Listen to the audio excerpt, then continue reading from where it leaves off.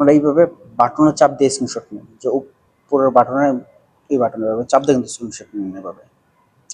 কিন্তু এভাবে না নিয়ে আপনি দুইভাবে 3 আঙ্গুলে কিন্তু এভাবে চাপ দিয়ে স্ক্রিনশট নিতে পারেন। যেভাবে 3 আঙ্গুলে টাচ করবেন স্ক্রিনশট হয়ে যাবে খুব সহজে কিন্তু। কারণ আগে দেখা যায় অনেকে দেখবেন আবার এই যে পাওয়ার বাটনে চাপ দিবেন, উপরেরটা দিবেন আর নিচেরটা দিবেন, বুঝতে পারেন না কিভাবে স্ক্রিনশট নেবেন। অনেক সময় কিন্তু মিস হয়ে যায়, একবারের জায়গায় দুবার দিতে হয়, কারণ একটার মধ্যে চাপ লাগে আর একটার মধ্যে লাগে না, এরকম কিন্তু হয়ে যায়।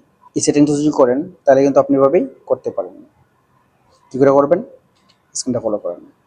আর যারা যারা আমার চ্যানেল নতুন অবশ্যই চ্যানেলটা সাবস্ক্রাইব করে দেবেন, আর ফেসবুক থেকে ফলো দিয়ে শেয়ার দিয়ে টাইমলাইন লিখে দেবেন, কারণ এরকম ভিডিওগুলো পেতে অবশ্যই একটা লাইক দিয়ে সাথে থাকবেন।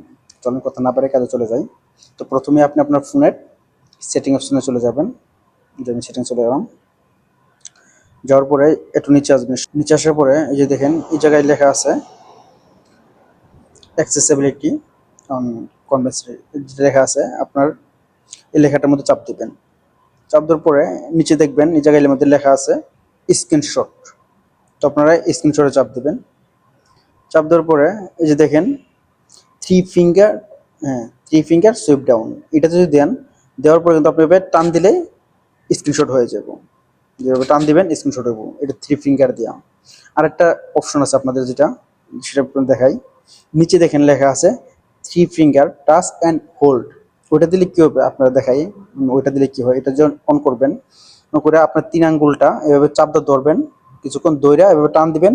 এই দেখেন আপনি যতটুকু স্ক্রিনশট নিতে চান ততটুকু কিন্তু নিতে পারবেন এটা দিয়ে। এটা দিয়ে কিন্তু আরও সুবিধা।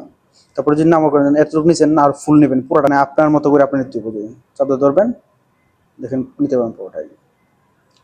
তো ভিডিওটা দেখে যদি ভালো লাগে সাথে থাকবেন, দেখা হবে পরের ভিডিওতে। আল্লাহ হাফিজ।